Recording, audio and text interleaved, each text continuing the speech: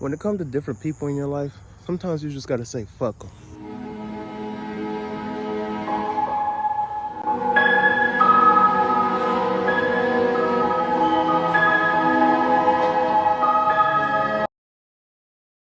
And I'm gonna give y'all a little story.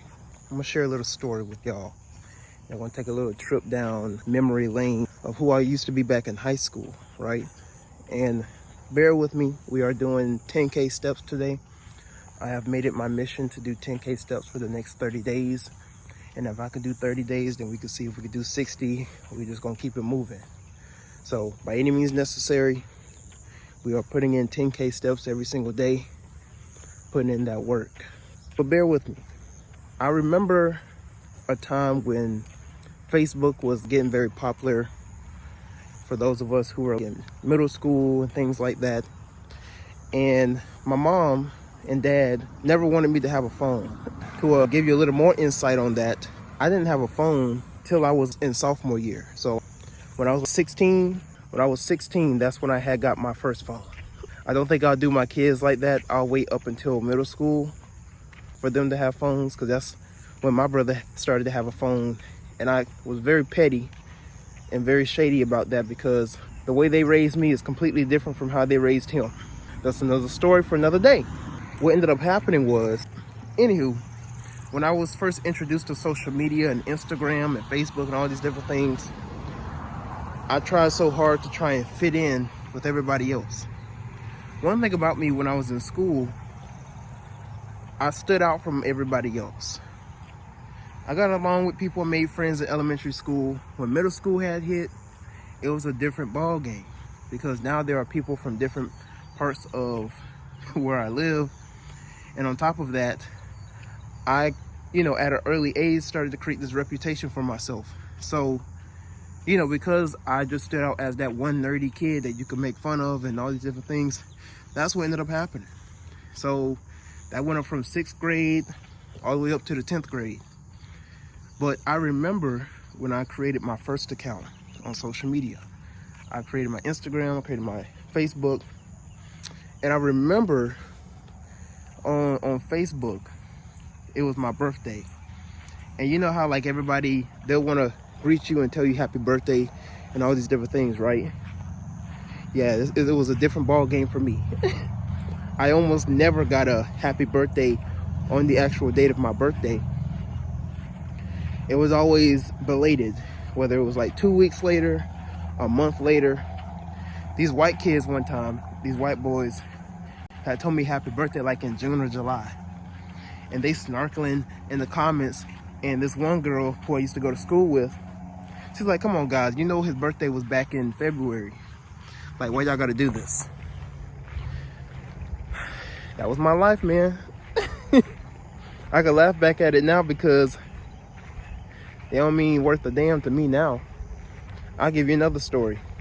Because I used to fit in, I wanted to fit in so much with the crowd, I used to hang out with these white boys back in lunchtime around like, I want to say freshman year.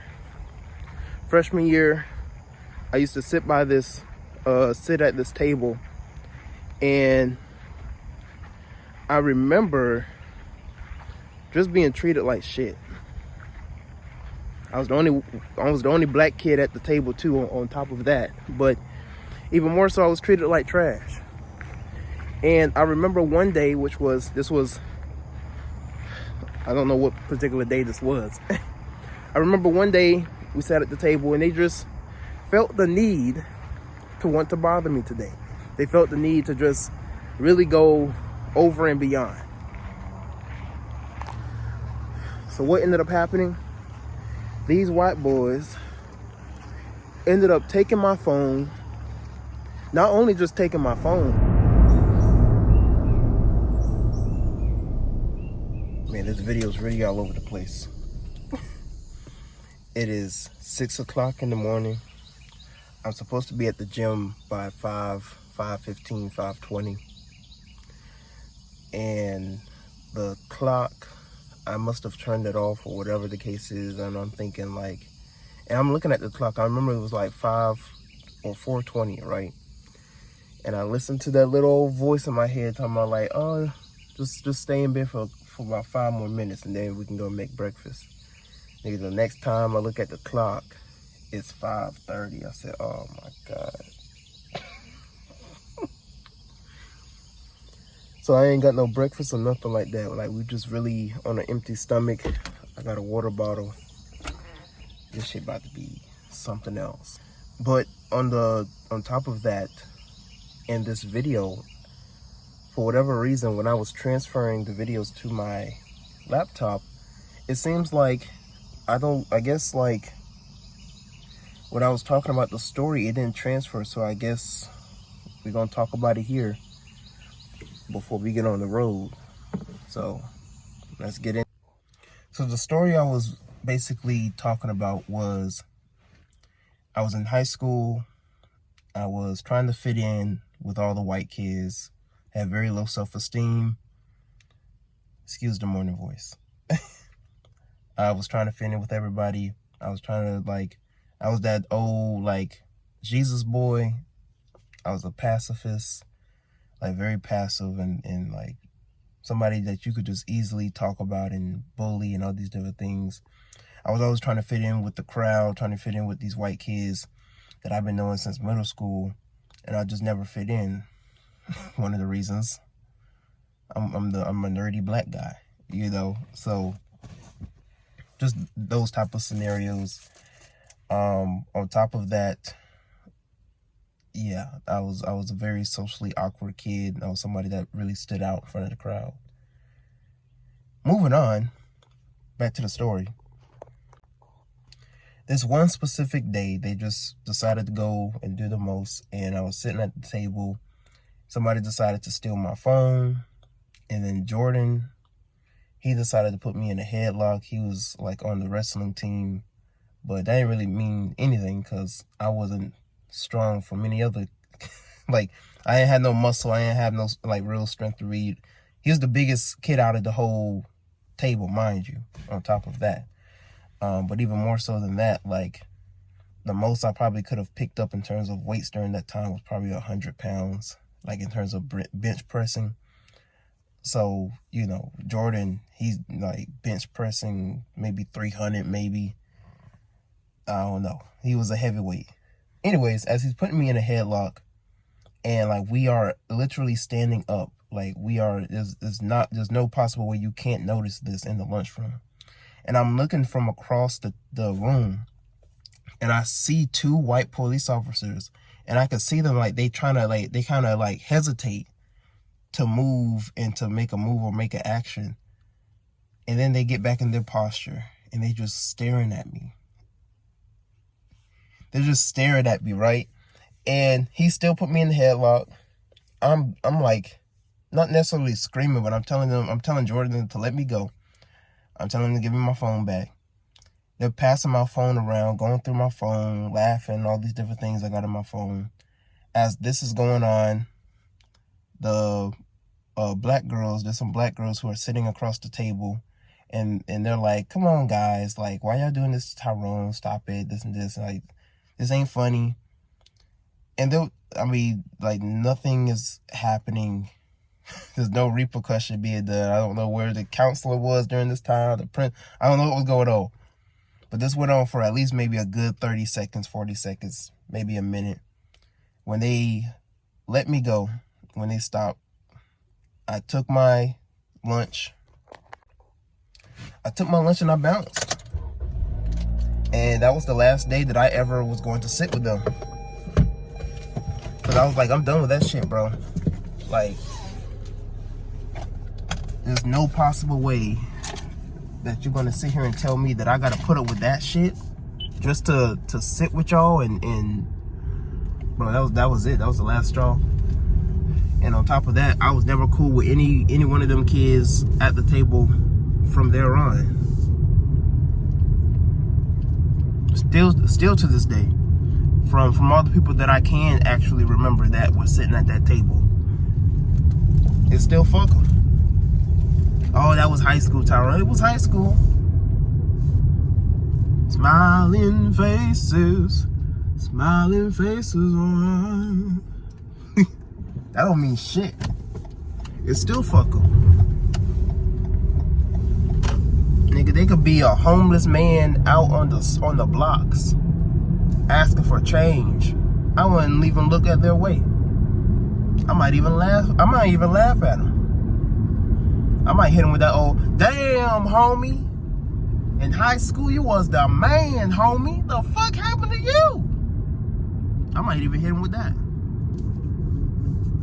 I never understood the concept of like, I wouldn't wish this or that on my worst enemy. Oh no, I wish all the harm possible for them niggas. Fuck them. But the point of all of that, of me talking about that story, you know, I've healed from that. I have, believe it or not. Some people, they make that into their identity, and I didn't.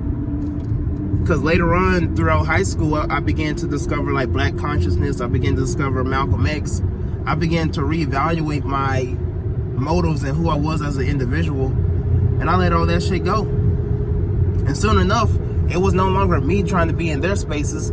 They were over there, you know, putting follow requests on my account, trying to follow me, because they were hearing about Tyrone hating white people. That's what they thought. They thought because I was holding the white people, you know, historically accountable for the things that they have committed against black people and people of color, they thought that I hated white people.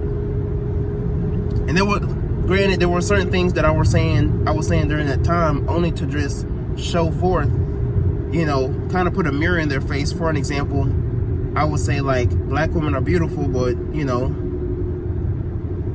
I don't see white women as being very pretty compared to black women. Man, them white women lost their everlasting minds. How dare you talk about us?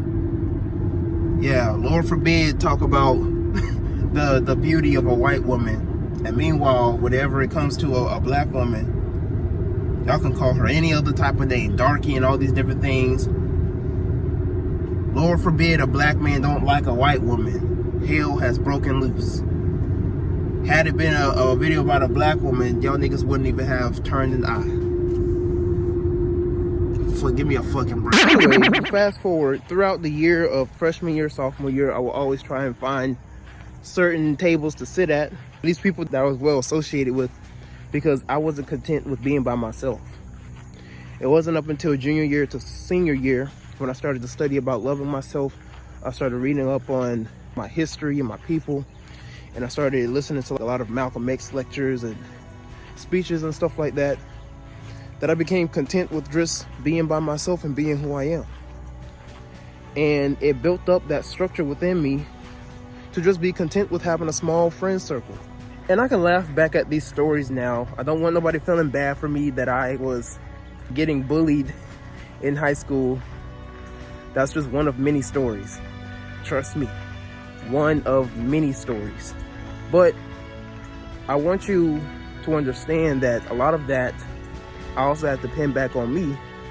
And you can say, well, you didn't know any better, Tyrone, and I understand that. But at the same time, there were many different kids that would come up to me and be like, Tyrone, those kids that you hanging around ain't your friends.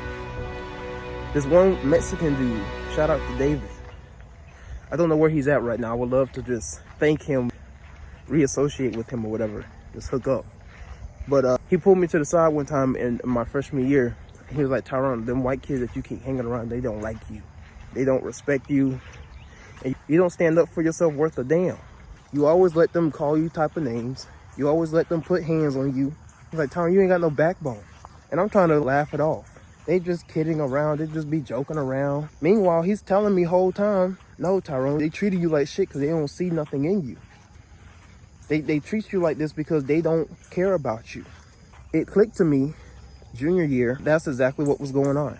Same thing that kept happening to me over and over again since middle school happened to me at the very end of the year in middle school. Just all type of nonsense, bro. I'm not even gonna get into all the stories, but I say all of these things to just inform you that a lot of people still haven't even healed from those type of stuff, and they have let things that have happened to them during high school, it could even be college, just predetermine their life and their fate. You have to go through a certain set of internal healing where you have to forgive yourself, because sometimes you will place the blame on yourself. You will place the blame on everybody else. And you would use these things as excuses for why you can't get the one up in life. And you just have to be 10 times better than that. You have to get to a certain place in your life where you're just like, I'm not going to allow just a little bit of things get to me. But even more so, you got to be content with just being by yourself sometimes. You have to. It's always good to have a teammate. It's always good to have somebody by your side. But it's better to be by yourself than to have somebody to stab you in the back. It's always better to be by yourself than to be a 20v1 and you going out like Julius Caesar. Reputation is everything in this day and age. And as we enter into our prime, as we advance and progress more in our adulthood, we have to come to an understanding that when it comes to life itself, when it comes to who we are, we have to start establishing a reputation of standing up for ourselves. We have to establish a reputation of being for ourselves and having confidence in ourselves, to where nobody's just going to step on you and treat you any old type of way. I learned this early when I used to do retail and things like that. And I would just watch on who they would always misuse or take advantage of. They knew who to ask certain things from, and they knew who to leave the hell alone. They knew. I was in the middle. The only reason why I was in the middle was because whenever they would do overtime and things like that before, the big manager was like, I didn't mind getting the extra coins. So that's the only reason why I was in the middle. But anytime they be asking people, we need a couple of team people to come in an hour early tomorrow. I'm sorry about that, bro. I'm sorry to hear that. Can't be me. Sorry to hear that. Goodness, over the course of a couple of days, I've been trying to put this video together, but I guess we're doing a little bit of vlogging too. So, goodness. That's the first time I sneezed in a video. Man, it's about hot as hell. I gotta wait for it to get a little cold. But to add on to this video of talking about being by yourself, basically, right? You have to be content with just being the person that is outed. And the reason why you have that destiny and the reason why you have that story is because you wasn't made to be like everybody else, partner. You was not made to be like everybody else. Your purpose, your destiny is far greater than everybody else's. That's why everybody else can fit in with the crowd. That's why everybody else can have a more settled life or a more settled reality. Look at all the greats. Oh, I have this thing shaking. Just look at all the greats. You have Thor, Haru, you have Spider-Man, Superman, Batman. At very early ages for these guys, for these superheroes, they never had it good. It was very shaky at very young age, at a very early stage in their life, for them to become the superhero or the god that they were destined to be. And the same applies to us, because it is through that strife, it is through the struggle or the trials and tribulations, even with Heracles, that you become the person that you are today. And it sharpens you and it molds you into being greater. And that's a weird conception within nature and within reality, that through struggle, through strife, through the things that we are told to run away from, that we are told to just be content with and compromise with, those are the things that we have to recognize. That is where the healing process is. That is where the transformation process is. A lot of people don't like to get their hands dirty. I can speak from experience. I don't walk around barefooted. I don't walk around, you know what I'm saying? I don't put my hands in all this type of, I'm a germaphobe to a certain extent. I'm just that type of person. But there are some people who are like that in real life with their everyday journey. Some people don't want to take no calculated risk. They don't want to take any type of chances that could put them in a uncomfortable predicament. And the thing about it, you just have to recognize who you are. You just have to recognize that even through the strife, even through the pain, even through the fire. Oh, shout out to Miss Shaka Khan. But you just have to come to a realization of who you are. You have to come to a realization that diamonds are created through pressure, hard pressure. There are a lot of things, a lot of the beauties of this world are created through a whole lot of hardship.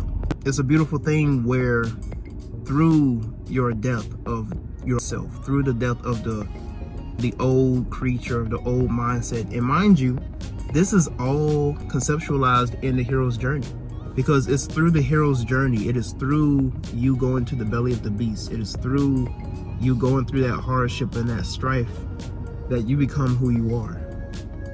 That is where you find yourself, actually.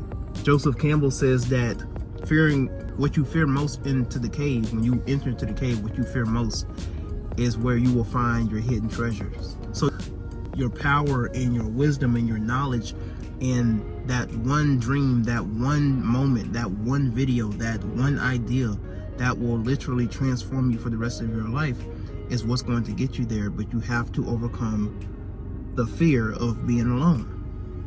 You have to overcome the fear of being all by myself.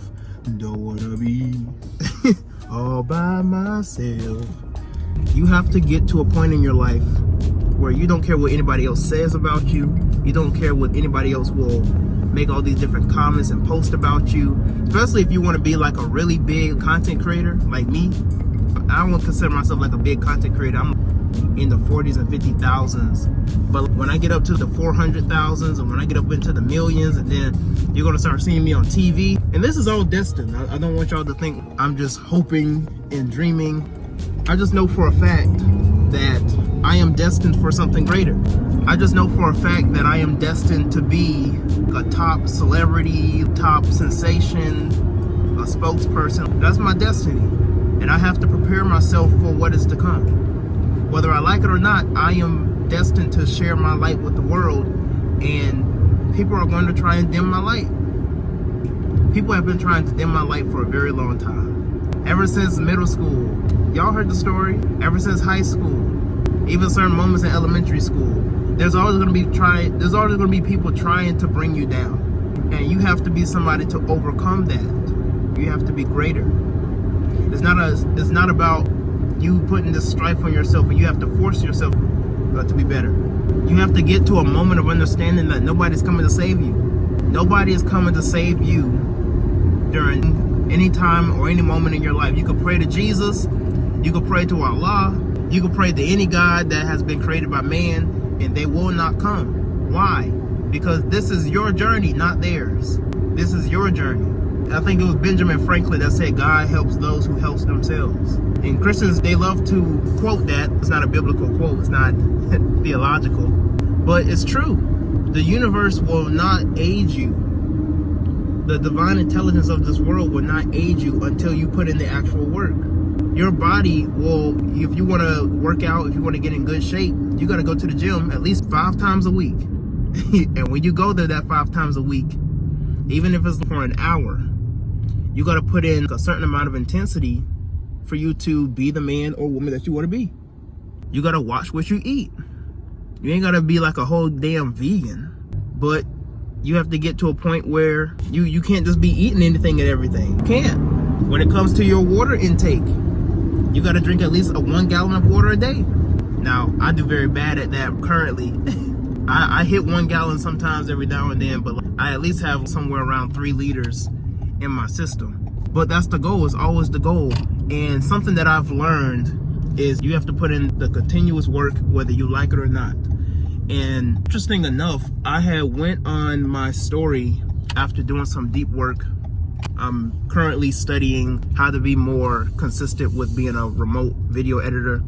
That's just what I want to do. That's what I do content creating, and I have certain clients here and there, but I want to take this to the next level. Anywho, I get back on Instagram and I see a video from Kevin Samuels, and he talks about you have to put in the work even when you don't feel like it, because it's always going to be discipline over motivation. And that's what it's all about. This is the last thing I'm going to say before I got to put in gas in my car. But think about it this way. If you was guaranteed to be given $10,000 in one day, right? If you was guaranteed to be given $10,000 and they said all you have to do is put in as much work as you possibly can on your artistry or your hobby or your content creating or your YouTube videos or your editing or whatever it is that you do. Can I let you in on a little secret? You don't have to want to do something for it to be impactful. I don't want to make videos all the time. I make videos because it's part of my larger plan and goal and scheme and business model. But I don't always want to. I don't always feel creative. I am creative. So I create. And I'm not always proud of everything. I don't think everything I do is the very best I could have done. Baby, I'm just getting shots up. You know what I'm saying? And I think sometimes people think, oh, I gotta feel it. I gotta be in the mood. You don't. You don't have to be in the mood. You need to do it, though. Okay? If you eat right consistently and work out, you will be in better shape. You don't have to like the food. You don't have to want to eat right. You don't have to want to go to the gym. But it will work. So I guess you're just gonna have to put your big girl panties or drawers on and do the work. Because it might not get easier, but it still can work, okay? I'm sorry. It's the truth. All you gotta do is just be focused in for the whole day. Don't be on your phone. Don't be doom scrolling. You just gotta put in the certain amount of work possible for you to get the small or big amount of results. Either way, you put in the work. How much would that motivate you if you knew at the very end of the day that you was going to be given $10,000? What am I saying? Basically, I'm telling you that if you have a goal, if you have a standard, if you have a conception or an identity shift of who you are, right, you're going to start acting different. So when you go to the gym, it's not more so I'm trying to get in good shape or I'm trying to get in good shape. It's more so I'm an athlete and I have to put in the same work as an athlete. I got to stick to my routine as an athlete. So when you see yourself as an athlete, you're going to start doing athletic things. So if you saw yourself as a person who gets $10,000 every single day, what would that look like for you? Even if your goal is to, if you reconceptualize what you're getting at the end of the day, right? Most likely you ain't going to be getting $10,000 at the end of the day. But if you almost hypnotize or brainwash yourself into thinking I could possibly get $10,000 at the very end of the day, and people get 10,000, listen, it's more common than you think it is in 2025 for people to get $10,000 in one day. But conceptualize that with me for a second. Imagine you're going to get $10,000 at the very end of the day. All you got to do is just really be deeply focused in on whatever the work is, whatever the task or the goals that you have in your life. How fast would you accomplish these goals? How hard would you put in the work? How deeply focused would you be in whatever it is that you're trying to achieve? I guarantee you're going to be way more focused in knowing that you're going to be getting $10,000 at the very end of the day than for you not to get nothing back. But I want you to conceptualize getting $10,000 at the very end of the day so that you will be putting in the same amount of work as a person who generates $10,000 a month. And what would that do for you? Because as we were saying before, of how God only helps those who helps themselves, when the universe and the divine intelligence that dwells within you and also outside of you starts to understand and realize, and you start to be in tune and in alignment with that type of frequency, you will soon have what you shall desire. I think that's the whole conception that Jesus talks about with seek and ye shall find, ask and it shall be given unto you. Of seeking after the kingdom of God, and all these things shall be applied unto you, of having abundant life. But you can't get to that point until you first have to be content with being by yourself. The moment that you can be content with being by yourself, the moment that you find the keys to the kingdom, the moment that you can be content with who you are and what your journey is supposed to look like, and you could turn your test into a testimony. Got that from church. The moment that you can turn your test into a testimony is the moment that you can become the light of the world. And it's not about worshiping any gods. It's not about you being a Christian or a Muslim or a Buddhist or a Hindu, whatever man-made religion you want to subscribe to. It's about you being yourself, you bringing that which you have been gifted with, that which you have been, everything that you have experienced, and bringing that to the world. Hope this helps somebody. Share your thoughts in the comments on this video if you liked it, all that good stuff. Have a great day.